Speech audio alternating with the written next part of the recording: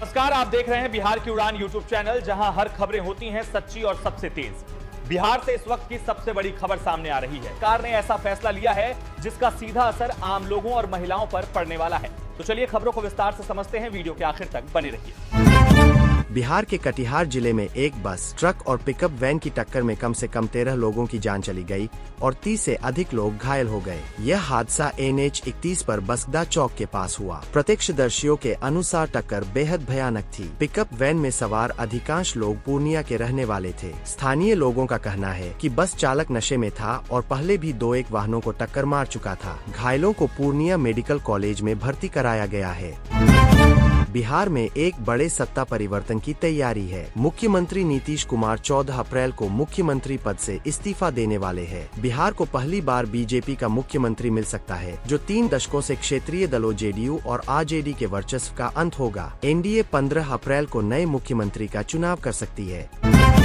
प्रधानमंत्री नरेंद्र मोदी ने कटिहार हादसे के पीड़ितों के लिए PM नेशनल रिलीफ फंड से 2 लाख रुपए मृतकों के परिजनों को और 50 से 50 हजार रुपए घायलों को देने की घोषणा की। राष्ट्रपति द्रौपदी मुर्मू और उपराष्ट्रपति राधाकृष्णन ने भी इस दुखद घटना पर गहरा शोक व्यक्त किया। मुख्यमंत्री नीतीश कुमार ने भी CM रिलीफ फंड से अलग मुआवजे की घोषणा की।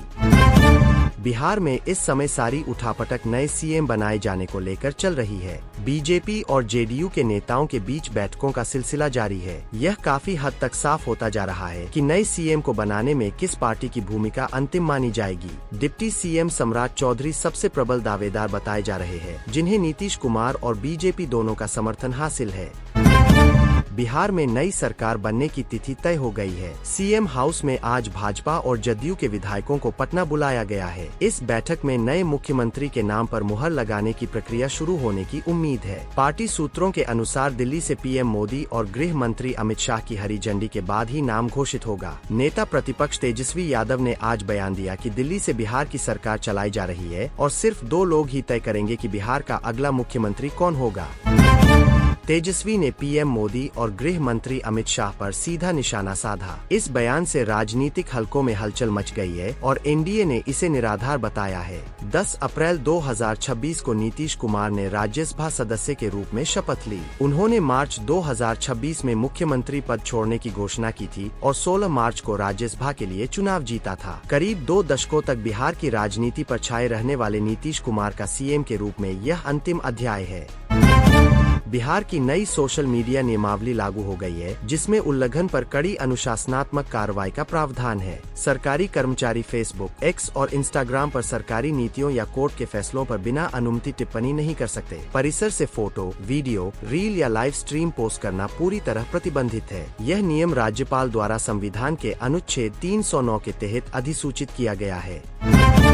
मुजफ्फरपुर में एक नेशनल महिला रग्बी खिलाड़ी ने अपने कोच पर यौन उत्पीड़न और मानसिक प्रताड़ना का आरोप लगाया है। खिलाड़ी का कहना है कि कोच ट्रेनिंग के दौरान छेड़छाड़ करता था, अश्लील हरकतें करता था और जबरन शारीरिक संबंध बनाने की कोशिश करता था। पुलिस ने मामला दर्ज कर लिया है और फरार कोच की तलाश जारी है। खेल विभाग से भी इस मामले पर जवाब मांगा गया है।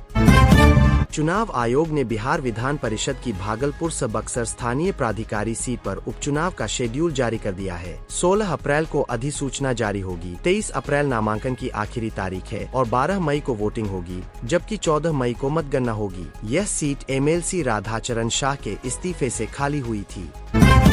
अप्रैल में ही देश भर में गर्मी अपने तेवर दिखाने लगी है। बिहार समेत उत्तर भारत के मैदानी इलाकों में तापमान 40 डिग्री सेल्सियस के पार पहुंचने के कगार पर है। मौसम विभाग ने दूसरे हफ्ते से हीटवेव की चेतावनी दी है, जबकि बीच बीच में आंधी और बारिश से राहत मिलने की संभावना है। मौसम विभाग ने किसानों और बाहर काम करने वालों को दोपहर में घर पर रहने की सलाह दी है।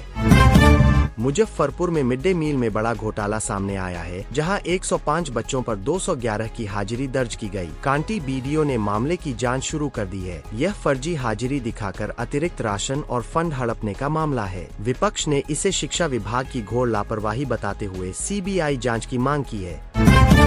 ISI के जासूस नेटवर्क का पर्दाफाश हुआ है, जिसमें पाकिस्तानी हैंडलर्स ने अलग अलग मॉड्यूल बनाकर पकड़ से बचने की कोशिश की। बिहार से जुड़े संदिग्धों की पहचान के बाद केंद्रीय सुरक्षा एजेंसियां सक्रिय है। जांचकर्ताओं का मानना है कि यह नेटवर्क पूर्वी भारत में सक्रिय था और संवेदनशील जानकारियां इकट्ठा करता था। भीषण गर्मी और लू को देखते हुए बिहार शिक्षा विभाग ने 6 अप्रैल से 31 मई तक सभी सरकारी स्कूलों का समय बदल दिया है। स्कूल सुबह 6:30 से दोपहर 12:30 तक चलेंगे। यह निर्णय बच्चों को तेज धूप और गर्मी से बचाने के लिए लिया गया है। सभी जिला शिक्षा अधिकारियों को इसका पालन सुनिश्चित करने के निर्देश दिए गए हैं। बिहार में बाढ़ से बचाव पर 1117 करोड़ रुपए खर्च किए जाएंगे। दरभंगा एम्स को डूबने से बचाने के लिए रिंग बांध का निर्माण किया जाएगा। यह फैसला मानसून से पहले बाढ़ की तैयारियों के तहत लिया गया है। हर साल उत्तर बिहार में आने वाली विनाशकारी बाढ़ को देखते हुए यह बजट आवंटन बेहद अहम माना जा रहा है।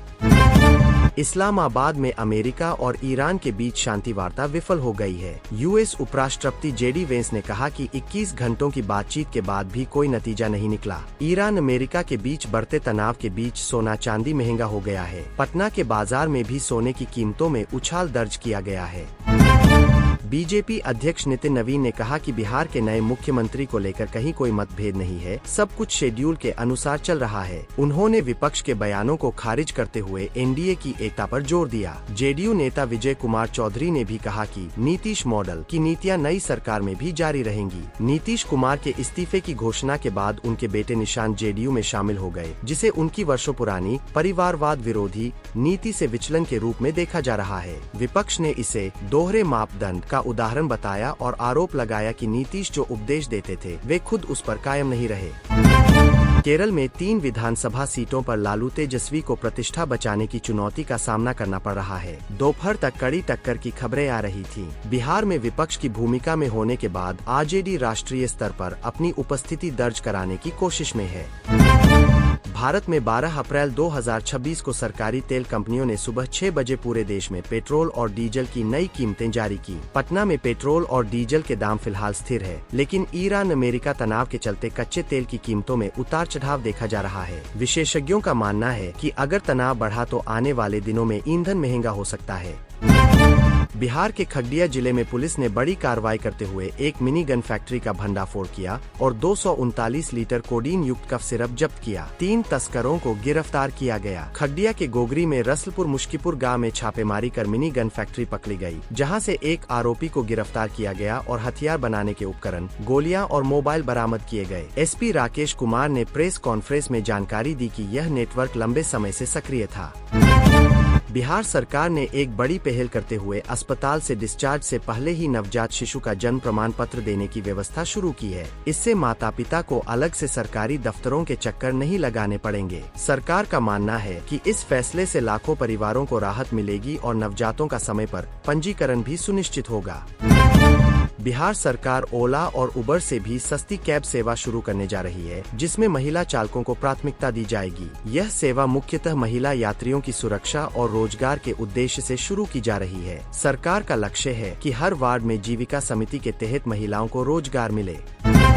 बिहार में भ्रष्ट अफसरों पर ईओडब्ल्यू की छापेमारी से हड़कंप मच गया है। पिछले 24 घंटों में कई जिलों में एक साथ कार्रवाई हुई। सूत्रों के अनुसार इस बार पीडब्ल्यूडी, राजस्व और शिक्षा विभाग के कुछ अधिकारियों के ठिकानों पर दबिश दी गई। नीतीश सरकार के जाने से पहले भ्रष्टाचार पर इस तरह की कार्रवाई को राजनीतिक संदेश के रूप में भी देखा जा रहा है।